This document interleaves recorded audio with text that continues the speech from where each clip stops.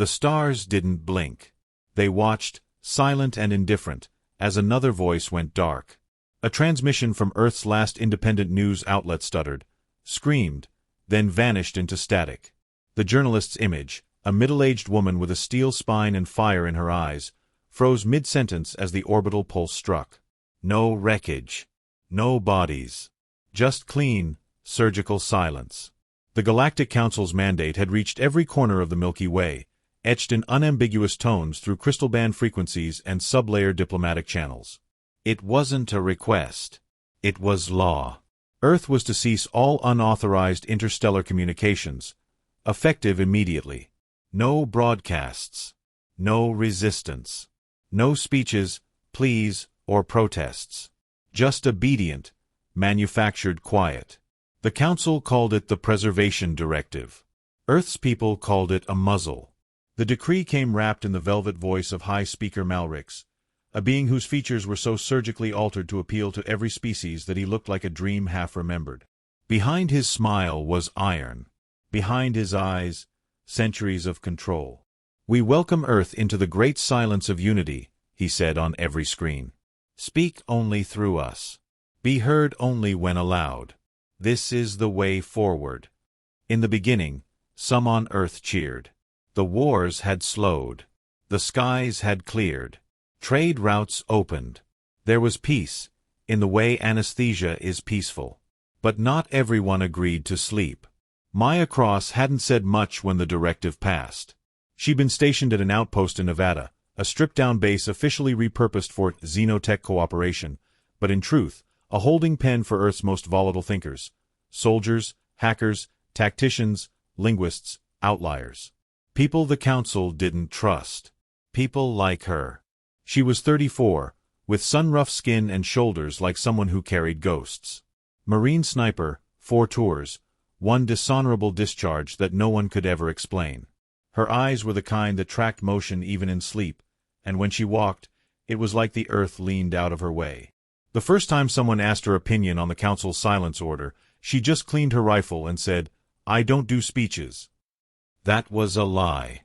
She didn't start speeches. But she finished them with bullets. The resistance hadn't formed yet. Not really. There were just whispers, hushed arguments under city tunnels, bursts of emotion in encrypted chats, an occasional flash mob that disappeared faster than it appeared. Maya didn't like disorganization. She liked targets. So when her old squad mate Javier forwarded a transmission from an underground cell in New Warsaw, she paid attention. The message was shaky, shot on what looked like a salvaged Council drone camera. The man speaking was half shadow, voice scrambled, but his words were steel. "We've let them dictate our voice. We've let them bury our truth under protocol and interstellar peace. But they're not preserving peace. They're preserving control. And Earth's not dead yet." Maya watched it twice. On the third replay, she spotted the Council drone aiming through the window behind him. She didn't flinch. She picked up her rifle, slid around in smooth as breath, and exhaled slow. The drone exploded mid-hover, a blossom of sparks and metal. The message cut to black, but not before the speaker glanced sideways in shock, eyes wide. That was the first time Maya Cross broke the silence. The next day, she received a visit. It wasn't a person, but a projection, an 8-foot-tall hologram of Council Speaker Malrix, transmitted directly into the classified compound. Everyone in the control room froze.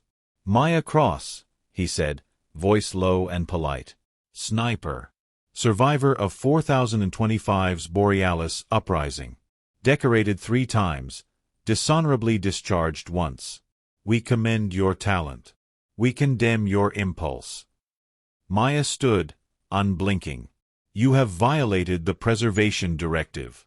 You are now identified as a high-risk destabilizer." She folded her arms. "Just stopping a rogue drone." Malria's smile didn't falter. That drone was the enforcement mechanism of the Council's will. "Guess your will needs better aim." There was a pause. For a moment, just the faint hum of the hologram filled the room. "We are not here to threaten," Malrix said. "We are here to preserve. This is your only warning. Lay down your weapon. Return to silence. Maya tilted her head. I thought you weren't here to threaten. Malria's eyes sharpened. Refusal to comply will result in immediate planetary consequences. The hologram vanished. For a long time, no one spoke. Then Javier, standing beside the old comms terminal, exhaled hard. Well, shit. Yeah, Maya muttered, slinging the rifle back over her shoulder. It's starting. That night, Earth's moon pulsed red. No one knew how they did it. No one had ever seen the Council fire a planetary-level warning. But the message was clear. Next time, the shot wouldn't be symbolic. Governments cracked under pressure. The UN, now half a puppet show for Council directives, issued statements condemning terrorist elements within Earth's population. City leaders banned gatherings. Entire districts went dark under orbital signal jammers. But the people weren't done yet. And neither was Maya. She moved through the ruins of once busy cities like a shadow, her gear stripped down to essentials: long-range rifle, sidearm, rations, adaptive cloak, and a comms link stolen from a captured Council envoy. She didn't speak unless necessary. She didn't trust anyone who still used official frequencies. She met with rogue broadcasters beneath a shattered museum in Kyoto. She briefed ex-military rebels in an abandoned oil rig off the Norwegian coast. She sat with scientists beneath the Antarctic crust, learning about Council tech vulnerabilities they'd hidden even from Earth's governments. Everywhere she went, the silence choked tighter. And in every place, someone whispered her name. Not loud, not yet, but louder than before. Maya Cross. The sniper who broke the order. The human who wouldn't shut up. The Council noticed. They didn't send another hologram. They sent death. At 0200 hours, a facility known only to a few resistance leaders went offline. No explosions. No fire. Just silence, deeper than the rest. Maya visited the site 12 hours later. No bodies. Just a smell, faint and metallic, like the air had bled. Council's whisper division. They weren't diplomats. They were assassins. Invisible, efficient, terrifying. No sound. No signature. They didn't leave warnings. They left voids. Javier met her outside the blast zone, panting from a run. They're hunting you. I know. They're saying you're not just a target. You're a contagion. They think your defiance will spread. Maya looked up at the sky, the stars overhead cold and distant. Good. He stared at her. You're not scared. I'm focused. You can't outgun the whole damn Council. No, she said. But I can make sure someone hears me before they shut me up. That was the moment she decided. It wasn't just about shooting anymore. It wasn't just about saving one man behind a window or dodging orbital threats. It was about voice. About making noise in the face of quiet control. About turning silence into a battleground. She started leaking messages. Not through standard channels. They were all monitored. She carved data into old satellites, hijacked frequencies thought obsolete, sent encoded pulses through abandoned mining relays on Mars. Each message was short, sharp, and human. You don't get to silence us. We're not your subjects. We don't need your permission to speak. The Council panicked in the only way tyrants do when words spread faster than their weapons. They issued a galactic bulletin, an open bounty on Maya Cross. 100,000 galactic credits. Dead or silent. It was the highest bounty ever placed on a human. She grinned when she saw it. The bounty posters used an old military file photo, face half-shadowed, eyes cold. The caption read, Maya Cross, the sniper who speaks. She printed one out, taped it to the inside of her rifle case, and whispered, Let's make it worth the price. Then she vanished. Off-world chatter indicated Council kill teams were mobilizing. Earth's orbit became crowded with cloaked ships. Civilian transport was restricted. Any transmission without Council approval was immediately scrambled. And still, a single voice kept breaking through. Across the stars, people began to repeat her words. Other species on other worlds, long subjugated by the Council, started transmitting fragments of her leaks. In a marketplace on Murden V, a merchant sold a shirt that read, "Silence this." On a trade ship from Palara, a crew member scrawled, "One shot, one voice," across the hull. The Council's silence cracked. And in a hidden cave in the Sierra Nevada mountains, Maya lined up her next shot. The Council had embedded a listening relay on a comms tower meant for Earth's own satellites, disguised, of course, under atmospheric research. Her finger curled around the trigger. The wind shifted. The crosshairs steadied. Her voice echoed quietly in her head, steady, focused. "You wanted silence." She squeezed. "You'll get a message instead." The bullet split the dawn. They didn't come with ships. That would have been too loud. The Whisper Division operated like a shadow stretched across galaxies. No fleets, no ground troops, no demands. Just silence that moved. It whispered into locked bunkers and clean rooms, took names off rosters and faces off screens. Their methods weren't shared, even among the Council. They didn't claim kills. They erased people like they'd never drawn breath. And now, Maya Cross was the target. She felt it first in the static. Her makeshift safe house in the Mongolian Badlands had no infrastructure. No satellites overhead, no cables in the dirt. Just a solar array, a hand-built signal boost tower, and 2 guards from the new Warsaw Resistance who didn't say much. But Maya could read the air. And silence, she knew, wasn't always empty. It was 2 in the morning again. She was awake, crouched beside her disassembled rifle, when the temperature dropped 3 degrees in under a minute. No wind. No clouds. Just cold that slid down the walls like oil. Then the guards stopped breathing. No screams. No alerts. Just a thud outside, then another. Maya didn't reach for her weapon. She was already moving. She ducked into the gear crawl space, boots all silent against stone, her pulse like a sniper's metronome, even, quiet, ready. Through a gap in the structure, she saw them. Not soldiers. Shades. They didn't shimmer or phase. They wore no cloaks. But they bent the dark. Their armor wasn't black, it was the absence of color, and their steps made no sound, even when boots touched gravel. Whisper Division operatives. 2 of them. One moved toward the comms relay, the other circled left, toward the door. Maya inhaled, one finger curling around her knife. She didn't fire. Not yet. She waited until the one near the relay leaned in to place a palm-sized device, a pulse scrambler designed to send out a falsified "all clear" once the kill was confirmed. She threw the knife. It struck dead center in his throat, wedging deep between the armor joints. He staggered, no sound escaping as he hit the dust. The other turned, lightning fast, weapon in hand. But Maya was already behind the generator stack, rifle snapped together in 3 practiced motions. When the Whisper tried to flank, her scope was waiting. 1 shot. Direct through the visor. The figure dropped. She didn't breathe relief. She knew how they worked. 2 bodies didn't mean 2 enemies.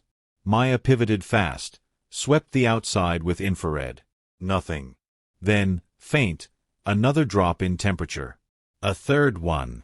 She spun, fired instinctively.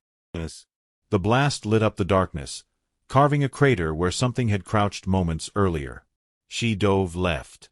A shimmer passed overhead, slicing the air, a humming line of antimatter filament that missed her neck by inches. Maya rolled, using the fallen operative's corpse as temporary cover, snapped off another shot. This one hit. The shimmer blinked out. She waited. 10 seconds. 30. Stillness returned. The Badlands were quiet again, but now it was real quiet, the kind that settles only after a hunt goes wrong for the predator. Maya finally exhaled. She didn't salvage the bodies. Whisper Division tech was laced with molecular disintegration triggers. Tamper with it, and you disappeared with it. Instead, she burned the safe house and left with only her rifle, the encrypted relay drive, and a searing thought. They'd found her. And they wouldn't stop. In orbit above Earth, inside a cloaked command vessel shaped like a crescent blade, Overseer Nax Vaylor stood before a silent tactical map pulsing with real-time data. His eyes, jet black and laced with tracking mesh, reviewed the strike team's vitals. 3 units down, a synthetic voice noted without inflection. No retrieved signal. Mission failure. Nax didn't speak immediately. He turned his attention to a single red, still active on the surface. Maya's location pinging momentarily before her device jumped frequency. She wasn't just skilled. She was adapting. "Deploy Protocol Silence Veil," he ordered. "Yes, Overseer." Localized information suppression field en route. Civilian transmissions within 300 clicks will appear operational but deliver only Council-approved packets. He allowed himself 1 breath. "And dispatch sleeper cells Gamma-6 and Delta-1. Confirmed. Maya wasn't being hunted anymore. She was being contained. 2 days later, Maya arrived in the frost-choked outskirts of Anchorage, Alaska, what was left of it. The city had been abandoned a year ago after a climate anomaly. That was the official story. The truth was simpler. Council operatives needed a test ground for one of their behavioral suppression arrays, and no one in orbit had protested the sacrifice. Maya stepped over the cracked remnants of a city mural, its once colorful depiction of human unity now grayed with ash and frost. Her breath fogged, and her rifle was cradled close beneath her weather shroud. Inside a ruined parking structure, she found her contact, an ex-council coder named Thelen, human by biology but grown in a lab optimized for data retention. His eyes flickered even when still, and his fingers twitched to imaginary interfaces when he spoke. "You're late," he said, his voice crackling from under a thermal scarf. "You're breathing," Maya countered. "Be grateful." Thelen offered her a smile that didn't reach his eyes. "I intercepted the division's back channel. You've made an impression. They've moved beyond elimination. Now they're crafting your narrative." "What kind of narrative?" "That you're a rogue clone from a failed anti-council experiment. That you hallucinate resistance. That none of this is real." Maya said nothing. "They'll release staged footage. Audio from a voice-print match. It'll look convincing." She didn't blink. "So I've got maybe a week before I become a myth. 5 days. Maybe less. Once that goes live, anyone helping you becomes a co-conspirator." "They already are." "You need to move now," he said, tossing her a data core the size of her palm. "That's the last known coordinates of a signal intercept station hidden in the Himalayas. Old Earth tech. Pre-council. Still off-grid." "What's there?" "Freedom. If you can power the beacon inside, you'll have 12 minutes to send one unfiltered message galaxy-wide before the satellites redirect. No council filters. Just your voice." She turned the data core over in her hand. It was warm. "Then I guess," she said quietly, "it's time to get loud." They didn't say goodbye. Goodbyes meant attachments. Attachments meant traceable patterns. And Maya had already lived too long to be stupid now. She was 3 clicks out of the Anchorage ruins when the sky cracked open. Council dropships, sleeker than any human craft, peeled from orbit like daggers, silent, thin, and fast. They didn't flash or roar. They just were. Maya dove behind a collapsed fuel station as one passed overhead, its underbelly humming with scan lights. She waited until it passed, then moved fast through the skeletal streets, every step measured, every corner approached like a sniper's perch. By nightfall, she was gone, off-grid again, chasing a mountain that might hold the last real transmitter Earth had left. Behind her, the city she'd touched with her boots burned. Not physically. Digitally. The Council issued a statement through every channel. Maya Cross. Dangerous. Delusional. A fabricated echo of Earth's war-torn past. They showed her picture. Then showed a different one. In that one, she was smiling, wearing a council badge. They altered her voice in a staged confession. "I regret what I've done. I was never real. Earth is safer now." Across the planet, a wave of confusion rippled. Some believed it. Some didn't. But in the dark corners of code forums, resistance chats, and locked subnetworks, another message spread. one not from the council. She's not done yet. The hunt's just beginning. Somewhere beneath a sky full of quiet stars, Maya Cross crept through snow so deep it swallowed her footprint seconds after she left them. She didn't look back. Only forward. She didn't know if she'd make it to the beacon. But she knew this. The council wanted silence. She was going to make them hear her first. The beacon tower was dead when she found it. Its silhouette jutted from the snowy ridge like a broken spear, half buried beneath glacial rock and decades of forgotten storms. No blinking lights, no hum. Just silence, the cruel, familiar kind.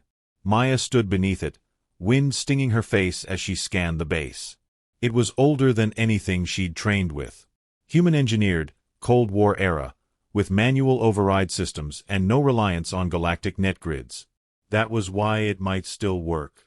That was also why no one had come back for it. She pulled off her gloves and forced open the access panel. Ice snapped away in shards. The interface inside was dust-coated and rust-bitten, but physical.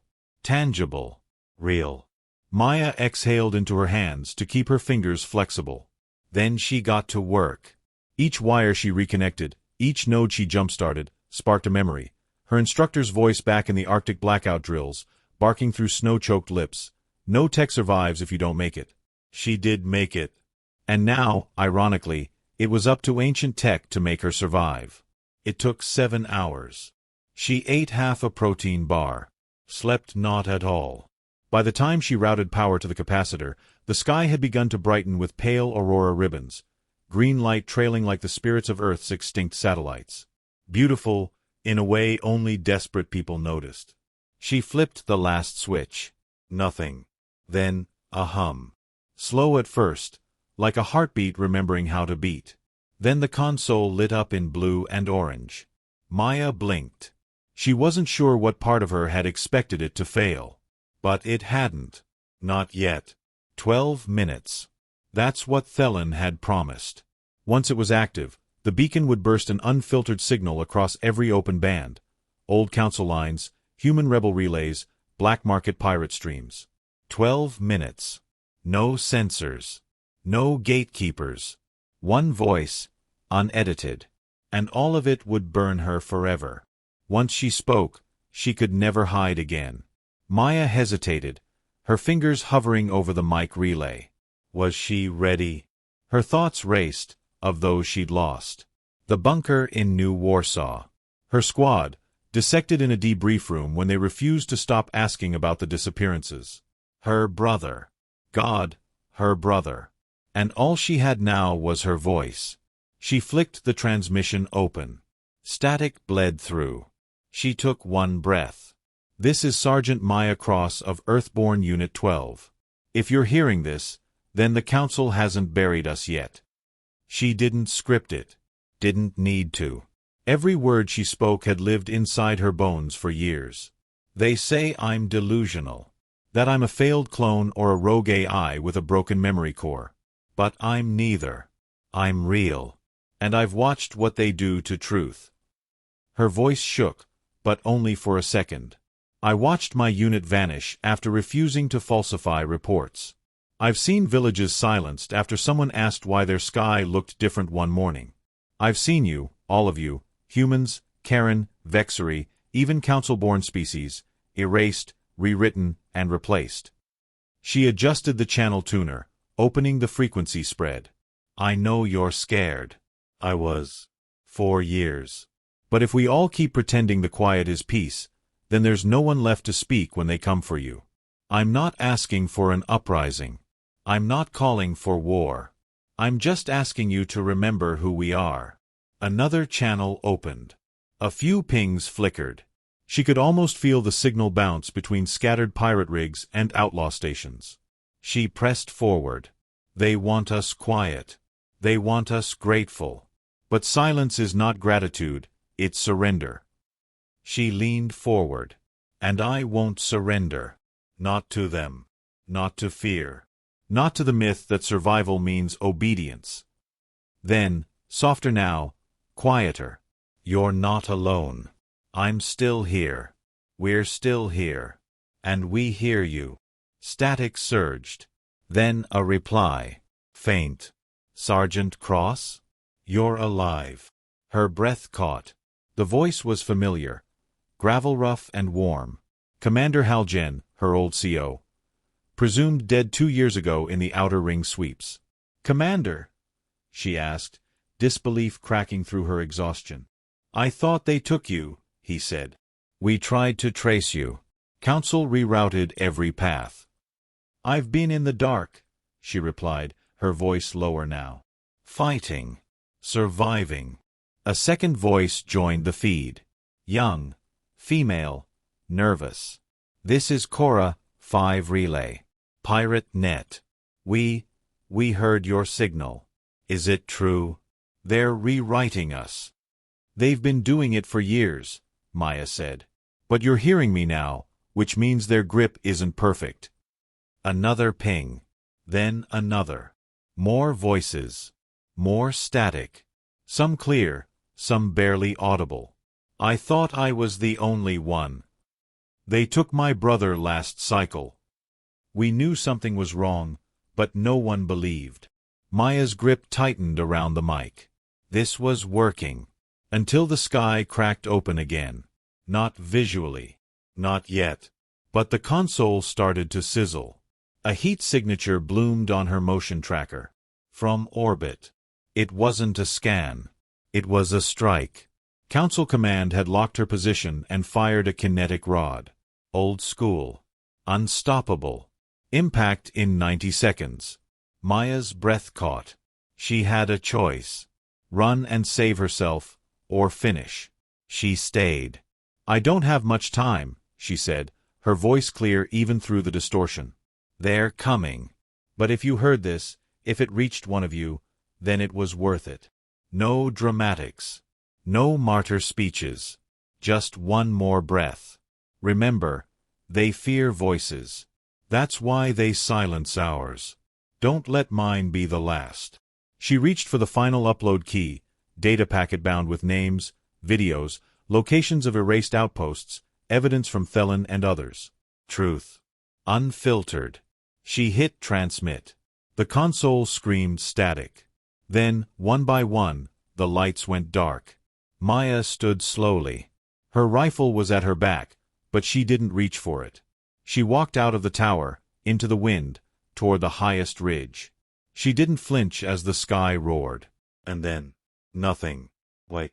Silence. Then, a beat later, not on Earth, but across the stars.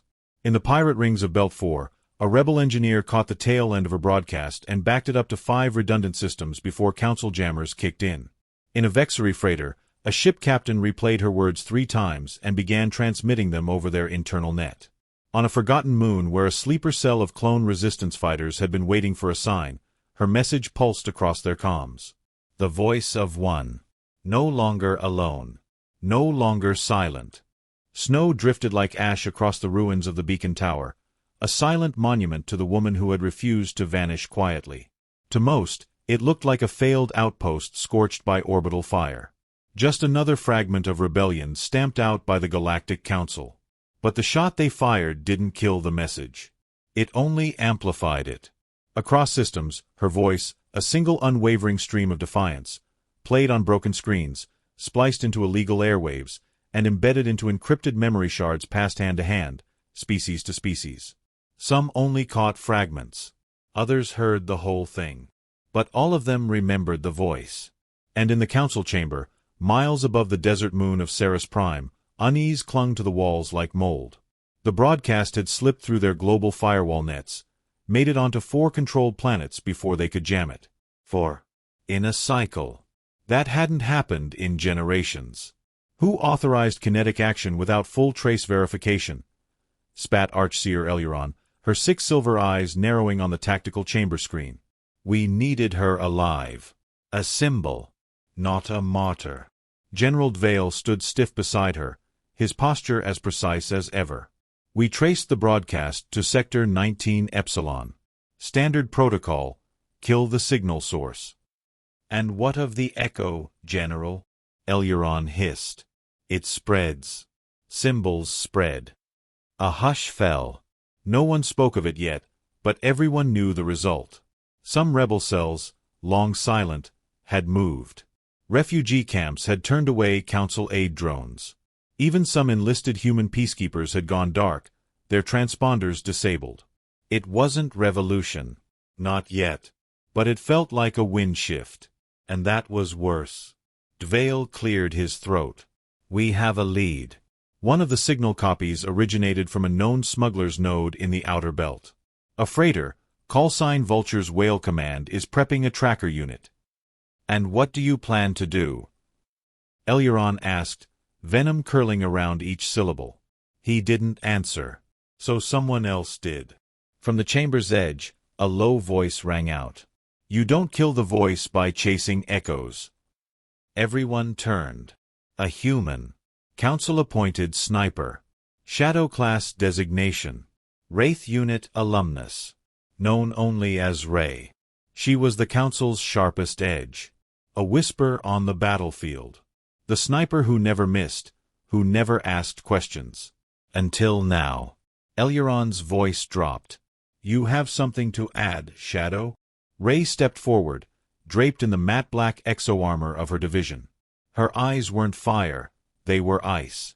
And that was worse. You want to silence her again. That won't work. You need someone who understands why she spoke. Elyaron scoffed. You suggest we interrogate a dead woman? I'm suggesting she might not be dead. Silence. You think she survived an orbital strike? Ray nodded once.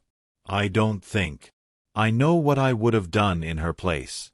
And if she's half as smart as the broadcast made her sound, she didn't die. She vanished. The chamber held its breath. Send your squadrons if you want, Ray said. But if you want her gone, really gone, send me. Dvale raised a brow. And what will you do differently? Ray's reply was soft. I won't shoot the signal. I'll shoot the story. Somewhere beyond the outer belt, deep in the Vasker dust fields, the Vulture's whale drifted without transponder lights, shielding itself behind a veil of asteroids and static anomalies. The ship's crew was small, half smugglers, half ideologues, and all of them knew exactly what kind of fire they'd brought upon themselves. Inside, the recording looped again. Maya's voice. Worn and rough from signal degradation, but powerful. You're not alone. I'm still here. We're still here. Jean, the ship's captain, stood beside Thelen at the terminal. Do we even know where it originated? He asked. Thelen shook his head. She rerouted it through 13 dead systems. I only caught it because I've been monitoring the Council's emergency overrides. She used their own abandoned keys. That's not just brave. That's genius. Jean scratched his beard. Genius doesn't keep us breathing. You've got Council tracers sniffing us, and no one here wants to end up a smear on some noble's boot. We keep moving, Thelen said. And we amplify. The broadcast was just a match. Now we light the fire. Behind them, a soft click echoed. The door had opened. But no one had touched it. Jean spun, reaching for his weapon. And froze. She stood there. Her face cracked with burn scars. Left arm armored with salvaged plating. Rifle slung low. Hair ragged. Eyes hollow, but burning. Maya Cross. Alive. She said nothing at first, only looked at Thelen, then at the terminal. Her voice echoed from it, distorted. Don't let mine be the last. I should have stayed gone, she said finally. Thelen took a breath. If you'd stayed gone, we'd still be choking in silence. You still might, she said, eyes scanning the ship's controls. They'll come. You know that. We're counting on it. Maya frowned. You planning to die for a cause? No, Thelen replied. We're planning to live for it. Before she could argue, the radar pinged. Not once. 4 times. Jean ran to the console. Ships incoming. Small. Fast. No call signs. Maya was already moving. She grabbed her rifle, locked the safety, and checked the scope alignment like it was an instinct, not a task. They're not here to talk. No, Thelen said. They sent a wraith. Ray dropped silently onto the outer hull of the Vulture's whale 3 minutes later, undetected. Her armor recalibrated automatically to match the dust-reflective radiation of the field. She didn't use thermal. Didn't need to. She'd memorized the heat signature of her target 3 years ago, during a mission brief that never made it to execution. And now that target was alive. Maya Cross.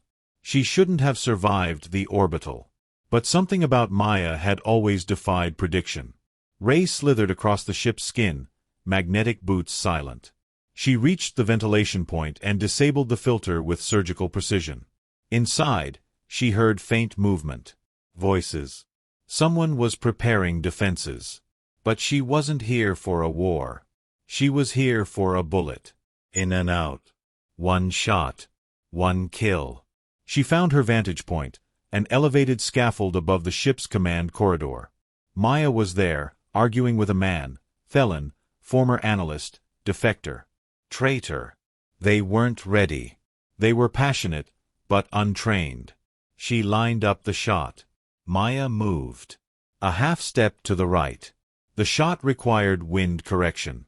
Reflex compensation. The kind of calculation Ray made 1,000 times before breakfast. And yet, she hesitated. Because Maya wasn't shouting. She wasn't demanding rebellion or violence. She was tired. I didn't come here to start a war, Maya was saying.